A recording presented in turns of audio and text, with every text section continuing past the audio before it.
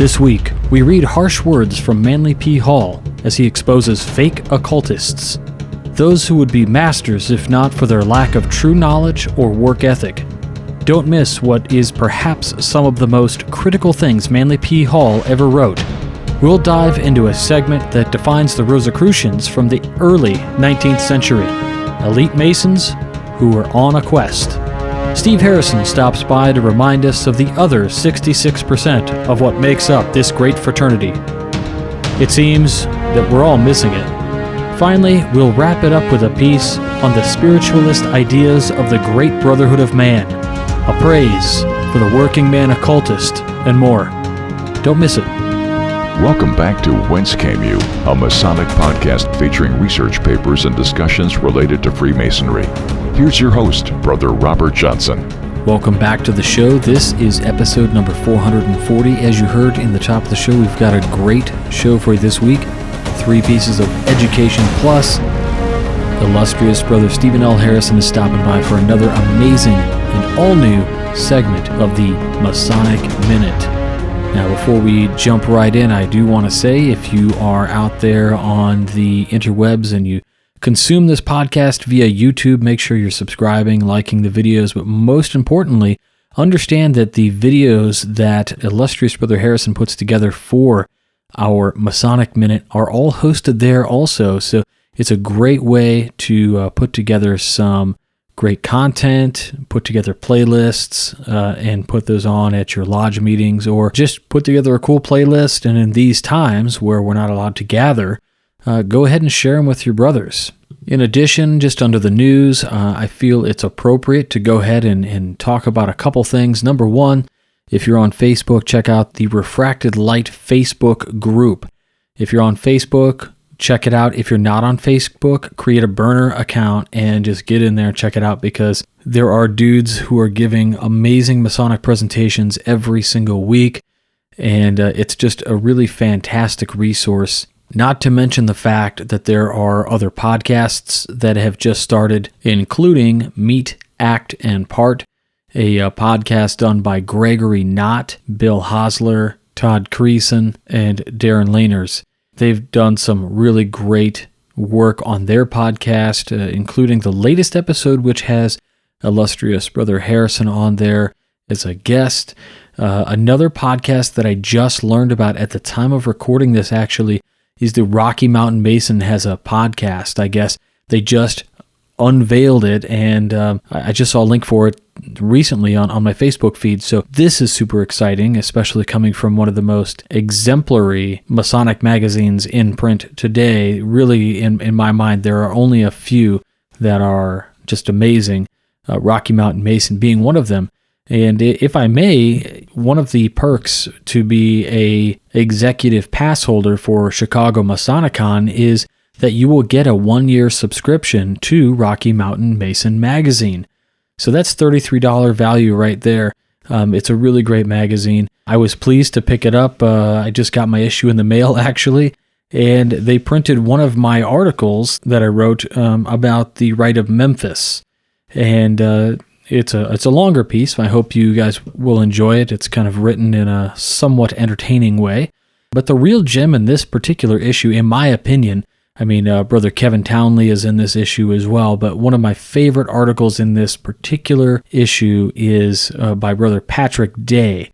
Brother Patrick you may remember, Patrick was on our show a few months back, and he did a piece for this particular magazine in this issue called The Problem with Esoteric Masonry, in which he really dissects many of the wild reasons why esoteric Masons fail at bringing education to those who might not be into the esoteric, bringing it into their scope of understanding. And on the flip side of the coin, he talks about those non-esoteric Masons and how they need to learn some tolerance and be okay with learning something. So a really great piece that he put together here in Rocky Mountain Mason is issue number 22. So I would encourage you to check that out. You can go to RockyMountainMason.com, get your subscription. $33. It's a great piece. As I understand it, they are going to be putting out a strictly esoteric magazine in addition at some point in the future. I think they're gaining some traction there, seeing who's interested in it. But if you follow them on Facebook, then you no doubt have seen that announcement as well. Speaking of magazines, another wonderful magazine. I got to give a huge shout out to the Southern California Research Lodge's magazine. They produce, which is called Fraternal Review, a wonderful magazine. Again, amazing content. Usually it's 16 pages. They publish 10 months a year, so each issue is only 16 pages. This issue, they had some wonderful content, so it went to 20 pages. Super cool issue. It's called Fight Club and Freemasonry. You might be thinking, what in the world does Fight Club have to do with Freemasonry? But I think I can tell you that it has everything to do with Freemasonry, just in the universal scope and the duality of man. It's a really interesting concept. Some wonderful, wonderful authors in there as well. So check them out. You can find them at theresearchlodge.com. As we have established, this is a time in world history where everything is different. Everything has changed, and it is so unprecedented in terms of the way we have to deal with things, because there have been pandemics before, but not in the way that we have them today. In 1918, you couldn't telework, you couldn't work from home, not like we do today.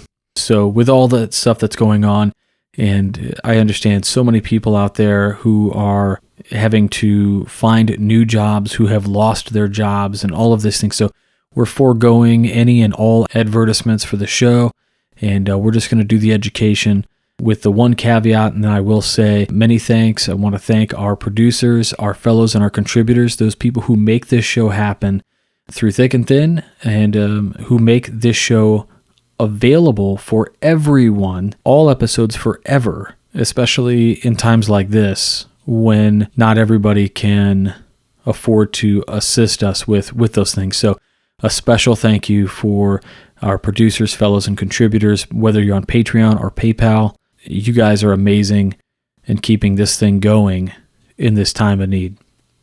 And one last item before I jump into the education this week is the fact that I saw a wonderful post on Facebook from the Grand Lodge of Ohio. I'm an honorary member in Ohio, and so I follow this feed. One of my good friends and brothers, Michael Hambrecht of the Masonic Roundtable, actually clued me in on this post, and basically there has been some really wonderful things that the brothers of Ohio have been doing, including prescription drop-offs and grocery drop-off for people who can't get out or shouldn't be getting out. And I thought, wow, this is how Freemasonry is relevant. Not just toasting on the internet, not doing these things that actually have no inherent value.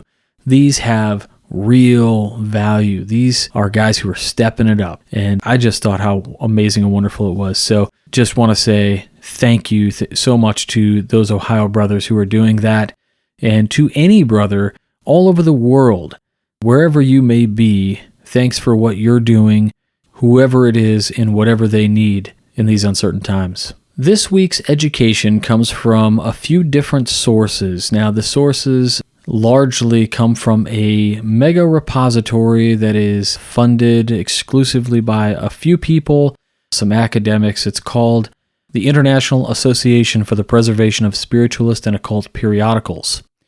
Now, that sounds like a lot, but if you go to iapsop.com, check them out. You can search all these publications there, and they have most of the issues that you can grab and search and download PDFs, all of these kind of things. So check them out when you can. Think about financially supporting them if you can. This is a monumental endeavor.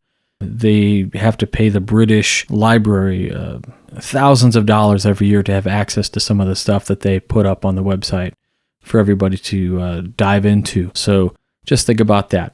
The first one that I want to read you comes from the All-Seeing Eye. I read you an article last week from the All-Seeing Eye. It's All-Seeing Eye, The Modern Problems in the Light of Ancient Wisdom, a monthly magazine written, edited, and compiled. Manly P. Hall, September 1923. A special note that this magazine is not sold. As I was browsing through this particular issue for a relevant article, I found one such article that really intrigued me.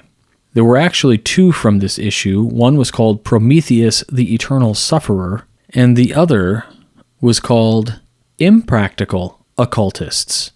So just a little bit of history before we dive into this is that there are several texts out there that are called practical occultism, the practical occult. Practical occultism is a series of lessons within Builders of the Adytum. It is also a book that is out in the theosophical circles that you can pick up at any one of the Quest bookstores. But again, this one is from this particular issue. But again, this one is from September 1923, and it's called Impractical Occultists.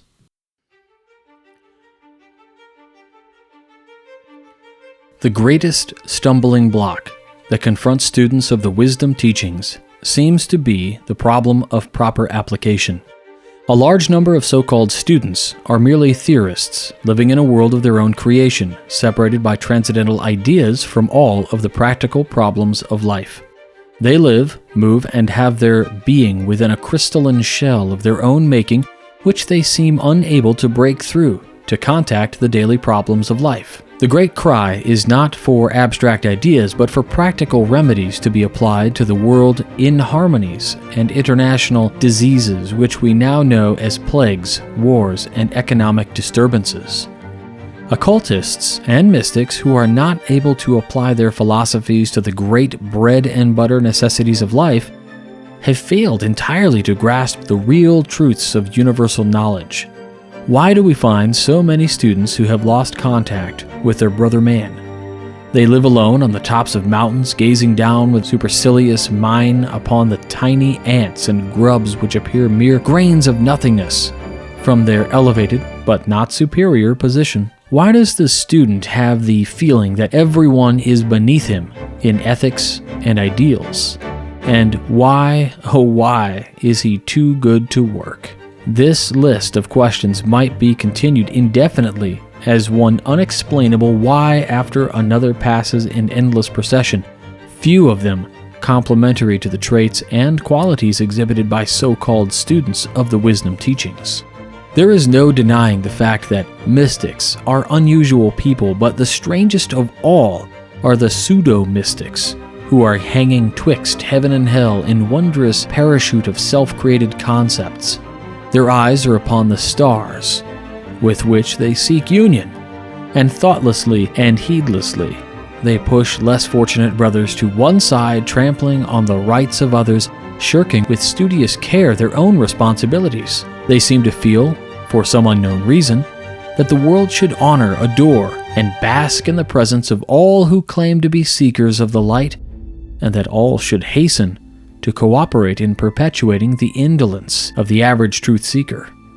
The quote-unquote mystic feels and expresses in his life the idea that the world owes him a living, that it should honor, respect, and support him and rush to his beck and call, because his mind is filled with the contemplation of the absolute, being engaged in such weighty and brain-racking thoughts, and his inspiration should not be disturbed by the rent man, the grocer, or the cries of an atrophying stomach, but that someone gathered from the worlds of the unenlightened should do these things for him, and so leave the master dreamer undisturbed in his celestial nightmares. Let us study these questions, the eternal whys, and arrange them with the analytical mind of a logical thinker free from much spirituality and theoretical concept, and find the underlying innate reason concealed behind these eccentricities of the exponents of divine wisdom. An old saying is that the devil is proficient in quoting scripture, and always does it to purpose. And just so the lowest qualities in human nature eternally seek vindication beneath a mock robe of the highest and most beautiful. When we ask the question, why does not an occultist work? He excuses himself by saying he is serving the Lord. Is concentrating upon world salvation or unfolding his consciousness through hours of meditation and other strange exercises which he is forced to perform 24 hours a day? that he may prevent an earthquake, a tidal wave, or a revolution. Another will tell you that he cannot find anything to do that is congenial with his spiritual views. Another is incapacitated by the delicate constitution, etc. This is what they tell us. But when we analyze the problem, we find the real reason for the inertia among the quote-unquote divine is unadulterated laziness, which inherent desire to escape labor seeks to cloak itself beneath spirituality. It is in this innate quality of the lower bodies to escape the battle of the world which is the basis of recluses, hermits, and cranks. First, it is a habit, then an eccentricity, later, a fanaticism, then an obsession, and finally, a murderer. A man humors these lazy little principles within himself until they become giants and he is murdered by his own creations. A large percentage of so-called students of the mystic philosophy make no practical effort to be useful in the world affairs, or to meet the battles of life, and the real reason for this is they are lazy, but have found a pleasant, intellectual, highly respectable channel of human expression in which they can make themselves believe that inertia is a virtue, and whatever doctrine teaches that laziness is a desirable condition will be attended by an overflowing membership. No one likes to work without special training. No matter how you enjoy a certain thing, if you have to do it continually, it becomes monotonous. The human soul cries for freedom from routine, and so our mystics assume various gymnastic poses. To quote authorities on the subject, they aspire to soar as eagles from crag to crag. So we see some generously proportioned disciple of things spiritual trying to balance gracefully upon one toe on a pinnacle of an ethereal cloud, waves, or to flutter aesthetically from moonbeam to moonbeam, crying in ecstasy as the gentle zephyrs flush his cheeks, free as a bird. Upon this basis of spiritual aspiration, thousands of people who could make respectable grocers, clerks, window washers, firemen, and floor walkers are now lounging around listening to delirio-scientific outbursts and waiting impatiently for their avoirdupois to become transmuted into spiritual ethers that they may slip through the window, wafted on the gentle breath of Eros. So we may say, by way of a brief condensation, that our so-called spiritual works are producing a series of lazy failures who would not do an honest day's work for the ransom of Crucis. And to top irony with calumny, they not only continue systematically to do nothing, but they expect to be respected and praised for it, and pointed out as a glorious spiritual success as they toll around, waiting like Wilkins Micawber for something to turn up. Quote-unquote occultists with temperament are not uncommon. Some simply can't stand a breath of air. Others are overwhelmed with nausea when they contact an ordinary human being. Some are shrouded in repugnance when it becomes necessary to converse with a menial person. While our scintillating lights of brotherhood edge gently away from such individuals as bricklayers, butchers, and ministers, most of our quote-unquote mystics have super nerves, and a large percentage of them have that peculiar disease which turns the backbone into a wishbone, said wishbone being very wobbly and lacking sufficient strength to permit the individual leaning himself against it. This makes it necessary for him to find someone else to lean on, to tell his troubles to, and blame for all his failures. A person who is not busily engaged in something is a danger to the community, regardless of his religion. Wars, crimes, pestilences, gossip, and parlor parasites are the outgrowths and products of the germ of laziness. And never mind how quote-unquote spiritual a person may be, if he is not really busy at some material, tangible, and result-producing thing, he is a danger not only to himself but to others who might be infected by the bacilli he is propagating.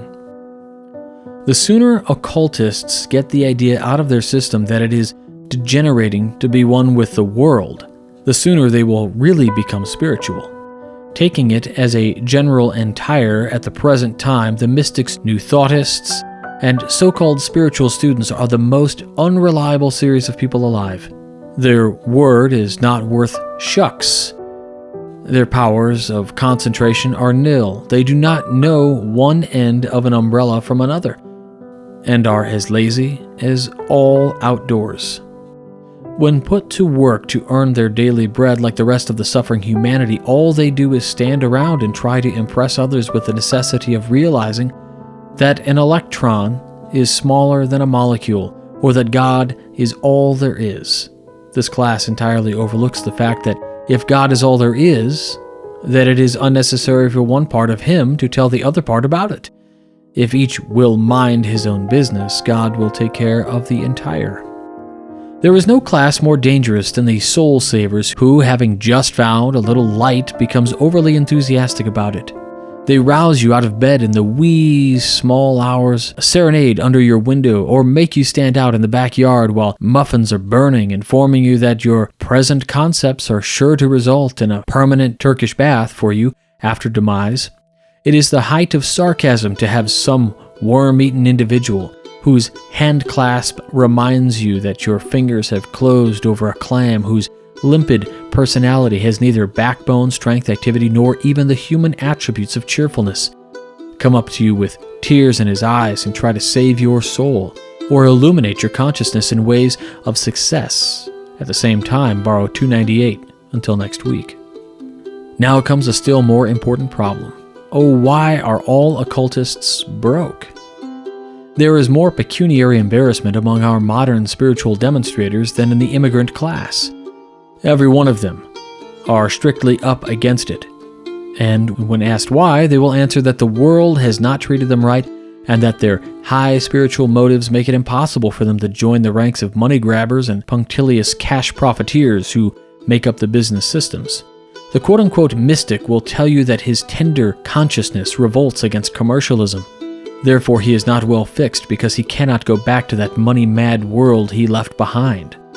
However, his conscience never seems to revolt against letting somebody else go out and earn it for him. And we find from proofs that when our quote-unquote mystic does get any money, he is just as commercial as the person he points out as a horrible example. Now, why in plain English is he broke? The answer is he lacks concentration of purpose, system, regularity, efficiency, and the worst of all, he cannot take orders. The average occultist will condescend to be the leader of almost anything, but to be an office boy shocks his tender sentiments. He believes that his knowledge of rounds and periods should make him of inestimable value in a boiler factory and qualify him to be the president of a paperclip manufacturing company on general principles. The fact that he has a personal contact with God should highly recommend him in the world of affairs, when in reality it only places the taboo mark on him, for the businessman has found that dreamy mystics do not sell china well, nor peg good shoes. One of the main reasons why occultists do not succeed in business is the fact that the world is filled with a number of people, each one of them desiring to think as he pleases, wear what he pleases, eat what he pleases, and smoke stogies if he so desires.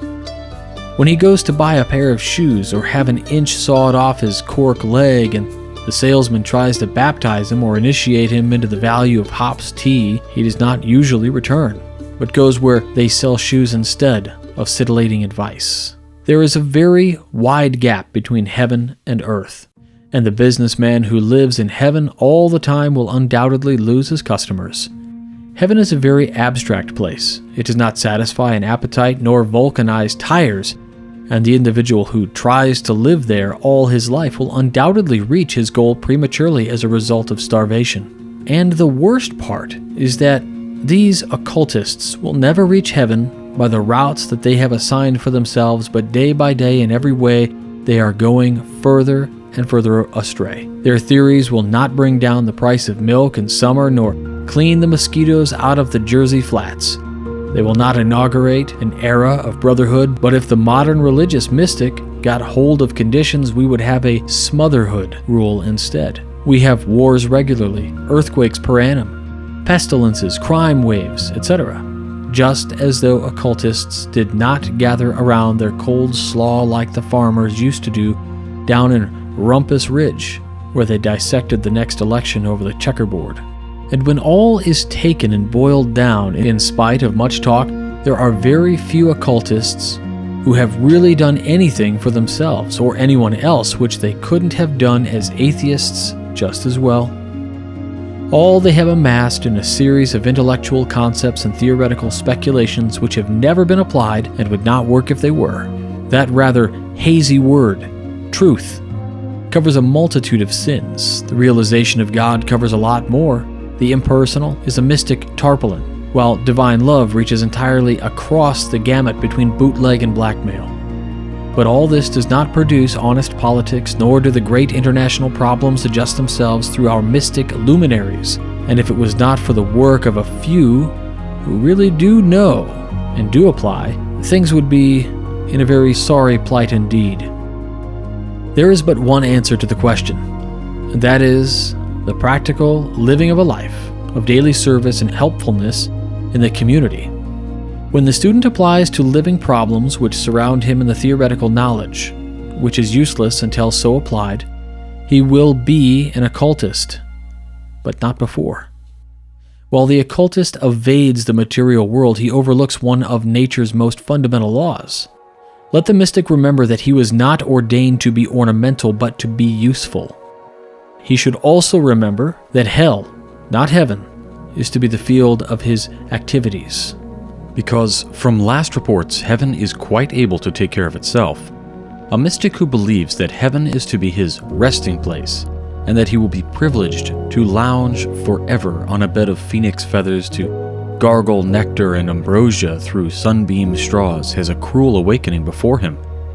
He may also well get used to adversity right here, because in accepting the Master's work, he has signified his willingness to give up the comforts and peace which mark material existence, and work in a way which may be given to him in the name of the great light which he is seeking to discover.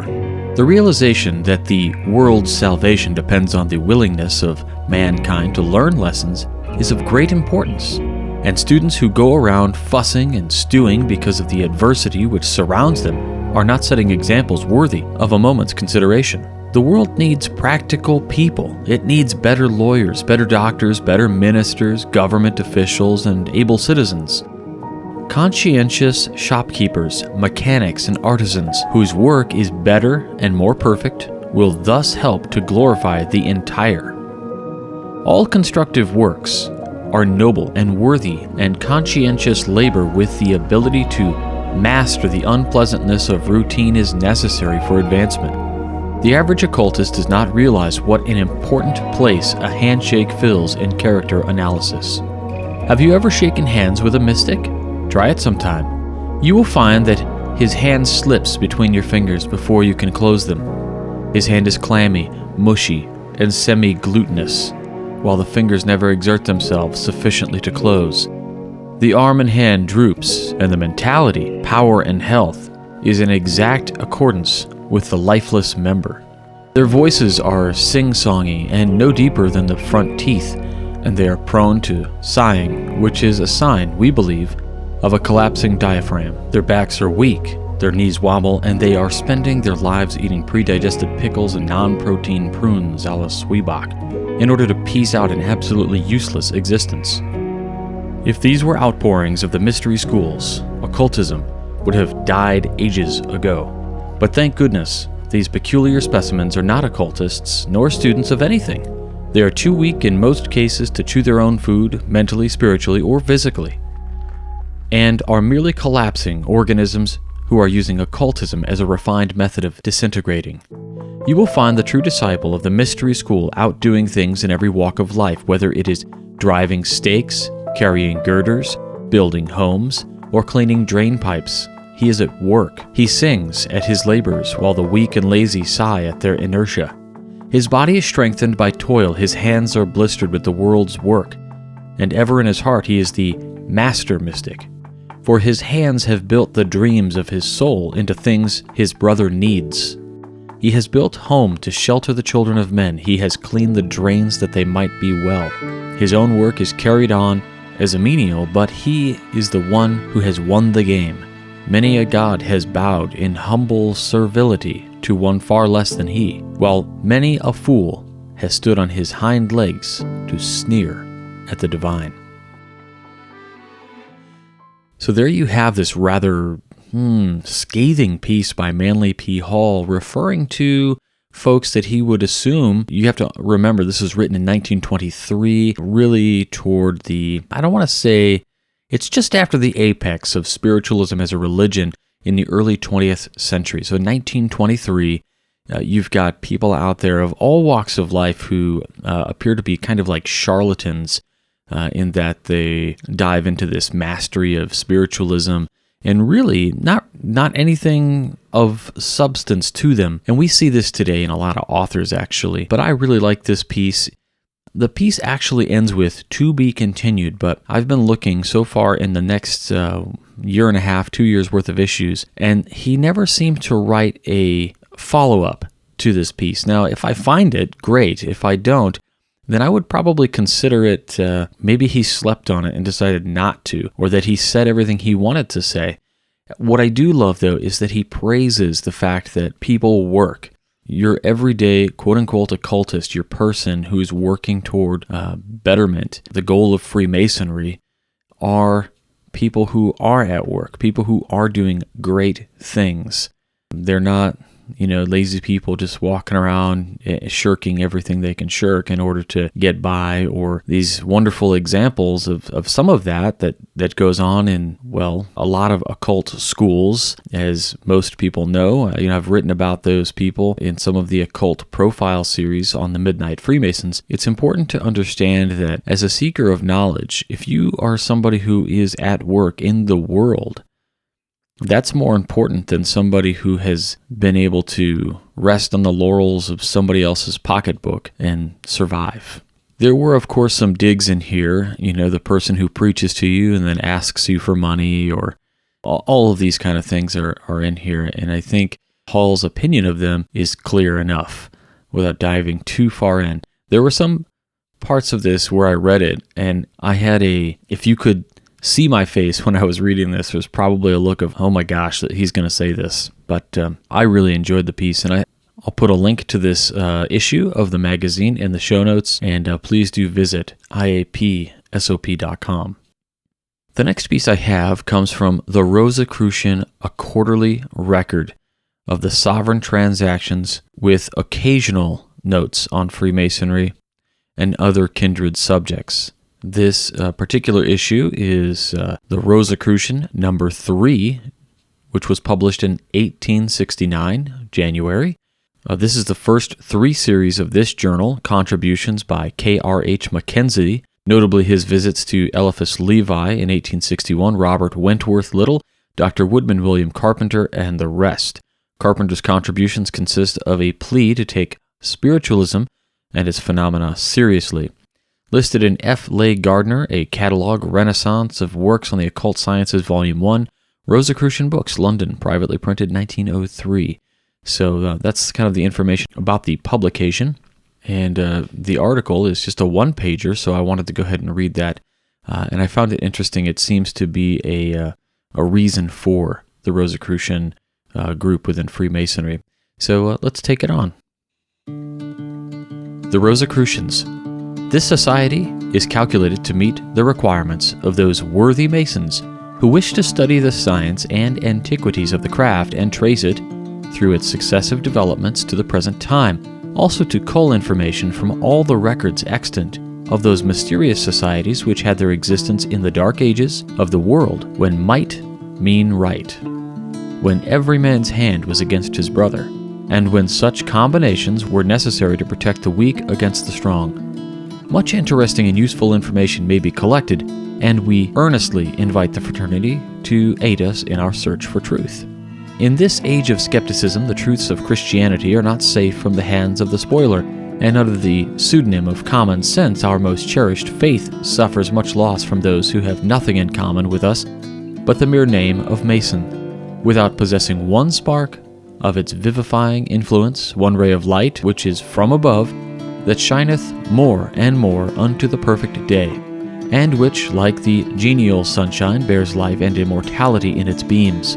As the natural sun yields life and light to all on whom it shines, so the light of truth purifies and immortalizes all who bask in its rays. Although the true Mason works in silence and retirement, he is not the less an ardent lover of light, always searching after truth, and with an insatiable thirst for knowledge. Of what use would it be to transmute all other metals to gold, or, where the advantage of living here beyond our allotted span, to survive all our kith and kin if, as we believe, this life is but the prelude to a far higher and more glorious existence? It is not, however, to be wondered at that in those dark ages when ignorance, like a pale of darkness, had obscured, as with a thick cloud, all that was good, all that was true, the benighted alchemist thought otherwise, and spent his whole life in seeking for that which, when found, would be worse than useless. But the elixir of life and the philosopher's stone are not the mere myths they have been hitherto represented. They are living truths and actual realities possessed of which a true Mason walks unscathed through the dangers and turmoils of this sublunary abode, with his eye, the eye of faith, firmly fixed on the mansions above, where the sun never sets and the skies are without a cloud, where he knows that after this transitory life shall have passed away with all its changing scenes of pleasure and of pain, he has a home, immortal as the heavens, where the great architect of the universe lives and reigns forever, and where sorrow and falsehood have no place, but truth and light and wisdom and unclouded joy shall reign supreme, to attain which, let brotherly love, relief, and truth be our unfailing guide. Secretary General. Again, that is from an excerpt from the Rosicrucian, a quarterly record of the Society's transactions from 1869. And now let's go ahead and check out this week's Masonic Minute with illustrious brother Stephen L. Harrison. Masonic education is all the rage with the crowd I run with. And this is, by the way, a good thing. I seem to hear more about Masonic education now than ever before. Ever before being defined as since I joined the craft 21 years ago. We may not always stop to think that Masonic education is a broad term that can take many forms. It can be a deep, spiritual, esoteric subject that, frankly, sometimes winds up being over my head, or it can be something lightweight, maybe an account of something a brother did, or even a funny anecdote. Usually the subject falls somewhere in between. Doesn't matter. Whatever form it takes, Masonic education is the hot topic du jour. Hallelujah! When we are new to the degrees and are asked what we want, we respond that we want light, and progressively more of it. In other words, our Masonic journey is a search for enlightenment, and the path for that journey is education. Keep it coming. However, I hear a lot of dissent about some of the other things we do. Oh man, not another bean dinner. Or, what's with all the service projects? What are we, the Rotary? No offense meant to the Rotary. A fine organization, but different than the Freemasons. See, I like those things too. The bean dinners, the meals before the meetings, and all the social events give me a chance to get together with my brothers and informally kick things around. Those conversations usually aren't very heavy, but they're enjoyable. The social interaction we have with our brothers is an important part of what our fraternity is. We don't want our organization to be all joking and no substance, but I also wouldn't want to exclude it. All work and no play makes Hiram a dull boy. Also, there are the service projects. In my area, we help with the Child Identification Program, which, in the past decade, has helped return at least 8 missing or abducted children to their homes out of about 250,000 registered. That and other projects give the brothers a sense of fulfillment. You know, it's the old, it's better to give than receive thing. Community service. Let's have more of that too. So recapping, when we get together as brothers, We're doing a broad range of things. We have social interaction at our events. We help make our communities better places through our service projects, and we seek enlightenment. Freemasonry needs all of these. In fact, couldn't we call our social interaction brotherly love, our community service relief, and our quest for enlightenment a search for truth? Brotherly love, relief, and truth. Where have I heard that before? We are more than Masonic education, and that is outright blasphemy to some. During this scary epidemic, when we sit cooped up in our houses, held hostage by a tiny, unseen enemy, that fact may be more apparent than ever before. We have books and the internet, and can have just about as much Masonic education as we want to dig out on our own. Those lodge service projects are more or less on hold. And those social gatherings, apart from a few online meetings for some, are non-existent. What is truth without its close companions, brotherly love and relief? And now, at least temporarily, those companions are out of reach. We miss them. As the song says, they paved paradise and put up a parking lot. Don't it always seem to go that you don't know what you've got till it's gone? Stay safe, brothers. For the Whence Came You podcast, this is Steve Harrison with the Masonic Minute. All right, this next piece comes from Alm, the Universal Brotherhood, published November 1897, volume number 12, number 8. And the title of the article is called The Universal Brotherhood of Man by E.A. Nersheimer. Let's dig in. This ideal, the Universal Brotherhood of Man. This ideal, when first approached, from an intellectual standpoint, presents no great encouragement for the realization of its truth. Its consideration must be accompanied by the repetitive faculty which lies in the heart, that feeling of natural, unrestrained sympathy, which arises out of the inner nature of man, when not tainted by selfish motives.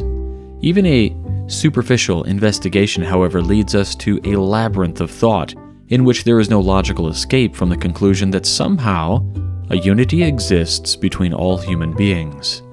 If we once begin to analyze the feelings we experience in our daily contact with our fellow men and take into consideration the natural promptings of the heart, we find ourselves possessed of much brotherly sympathy with the welfare of others. A scene of affliction instantly quickens the tender fellow feeling.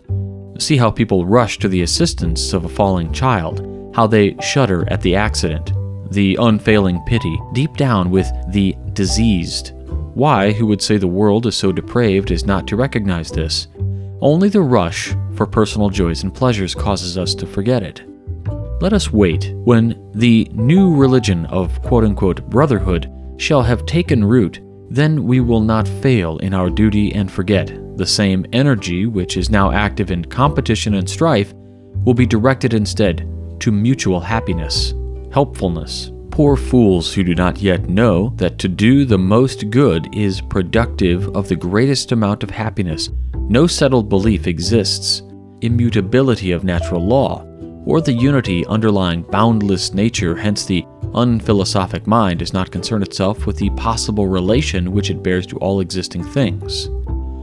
The unity of all things is no empty phrase. It pervades all departments of nature. Even in the material world, scientific research has led to the conclusion that matter is homogeneous as substance. Elements are found to be compounds. Greater differentiation is discovered step by step, and it is seen that by changing the molecular arrangement, one form of matter is transformable into another. This shows the underlying synthetic union in the invisible essence of matter. The separateness of mankind is analogous to this. Division is apparent but not real. Its union is also contained in one invisible essence, God, or the Great Self, which is synthesis of all. In the process of evolution, humanity it has differentiated from the great homogeneous ocean of consciousness in order that the soul may gain experience in matter. Being now on the outer circle of manifestation, it appears to be apart, but it is destined in its natural course to return to the prima unity from whence it came. The thread which has spun itself out from unity into differentiation connects each individual with the parent source, and through it, with all else, and the innate qualities of the soul, love, sympathy, and charity, are the manifestations thereof in man. These reside in the heart. According to the esoteric philosophy, the race has fortunately reached the outermost stage of realization of separateness. The time is at hand for the ascent on the return arc. The pendulum is swinging back and will bring with it an awakening towards spirituality. A psychic wave has already begun to sweep over the globe. In its course, it will rouse the latent spiritual faculties of mankind and develop intuition to a degree that will cause great changes in the social economy and produce a realization of our birthright, the universal brotherhood of man. Neither science nor religion with their present-day dogmatic methods will greatly help in the evolution of this new faculty. A more potent and convincing agent has to be called into service to educe a revelation of the truth which is spread upon the wings of time. This agent is the power of direct perception of truth from within, where all knowledge and wisdom reside. Its first fruits will be born from the blossoms of love of mankind, its second from independence of thought and the courage to rely on one's own intuitions. These will remove the shackles of perceived notions and the veils which have gathered and surrounded ourselves on our journey through matter during many lives. The psychic force active now has touched millions of people. The spiritual fires are burning lit all over the earth, and presently the soul of man will breathe freedom from its fetters, and each man or woman will become conscious of his or her spiritual equality with the best of the living. Every man is a potential God. This is not believed by many, nor is the nobility of their calling known to them or even suspected. Cowed into subjection by custom and conventionality, they think themselves slaves still, who must obey that self-created master or perish. How different would be the conditions of men if they had no fear of their neighbor's opinion? Fear has no place in the religion of brotherhood. Its doctrine is founded on supreme universal justice, where every man works out his own destiny and gets his deserts according as he himself has earned them. In this there is nothing and no one to fear, certainly not our fellow traveler, who is one with ourselves and bent upon the homeward journey towards union with the All. The divine nature of man is obscured at the present stage of evolution by his material rind, and though it may be difficult to comprehend why the divine self should have surrounded itself with such an apparently inappropriate vehicles of expression as we meet with sometimes in human garb, yet the knowledge of the spiritual thread which binds us to all should enable us to regard the outward appearance as only part of what the soul really is. It will be admitted that our own standard of judgment is only our own state of enlightenment. As we are, so do we see others. We have no faculty at present with which to see and judge the real man. The soul, we may sense it when our intentions are active, but were we to see the real man and know him with all his past and realize our own spiritual inseparability from him, our opinion would be changed regarding him. To have even a slight grasp of the subject of spiritual unity of all mankind induces broader views and a more philosophic attitude toward social and individual problems. It opens up the latent but natural resources of the heart consciousness, from which flows universal compassion, the most potent of beneficent forces harmonizing within and without. It not only promotes a wider sweep of moral influence, but also furnishes the key to conduct and duty. It leads to a knowledge of universal laws and problems and to wisdom, for within the heart is the corresponding center of all life and light. All right, now this piece from the Universal Brotherhood magazine is really interesting. It's a fraternal magazine, but also it's kind of blended with the modern views that were permeating through all things. And this is, of course, this idea of spiritualism. But spiritualism went through some weird times. There were a lot of what I would call charlatans and people, just swindling folks out of money and talking to the dead and things. And that's what a lot of people think about when they think about spiritualism. But true spiritualism really evolved into the New Age concept. And this New Age concept, the Piscean Age, as many have called it, is really just this kind of idea that one day there's going to be this era where truly each of us, inherent to our being, as in not something we need to work at, just automatically cares for everybody else. And this, as much as we want to say we do, we all work for this, if we do it at all, right? Like this requires our conscious work to be able to care for certain people, because it's not like you just automatically call somebody because you want to check in on them, right? There are people that you probably don't want to call, that you do call to check in on them, right? You don't want to spend 20 minutes on the phone when you only have 5, so you naturally put off calling that person, that kind of thing. And that's just a small example of caring on the level of something that's understandable or relatable today in terms of how things would be looked at in the quote-unquote Piscean Age, the age of Aquarius, as they would call it. They talk about the arc, right? Like moving into this age. And we really kind of are moving into that age, because I don't know about you guys, but I've witnessed kids growing up, and kindness is the new cool. There's a lot of bullying that's gone the way of the dodo, which is great. However, it's been replaced with this kindness, this acceptance, this standing with your neighbor, standing with your brother, standing with your fellow students, your peers. And this is wonderful. And we're moving this way. And what I also love about this piece is that it talks about understanding the divine self as somebody who works, somebody who toils, somebody who is giving back, somebody who is truly working on these things. Just incredible concepts, but specifically for today, I think this really speaks to our existence right now. It's kind of interesting that these pieces line up with today and how we're having to live. And I really appreciate the viewpoint that these pieces convey, and that is a high degree of praise for each and every person out there who is not only studying the texts and trying to learn them and live them, but also goes to work, stocking shelves at midnight, listening to podcasts overnight, driving trucks across the nation, having to go into the office to send, a bazillion emails, whatever the case is. This is awesome. But that's also it for this week. So thank you so much for listening. If you enjoyed this program and you want to consider helping, go to wcypodcast.com, click on support the show, and check out our options there. My thanks as usual goes out to our fellows, our contributors, and our producers. Many thanks to all of you who assist this program in bringing it to not only other Masons, but to anybody interested in the royal art. I'll have links to most of the things that we talked about this week, including the iapsop.com, which is the archive where I pull a lot of my material from, out of copyright things, publications that were not for sale because they just wanted to get the message out, things like Manly P. Hall's work. Just really want to say thank you so much. I hope you stay safe. I hope you stay healthy.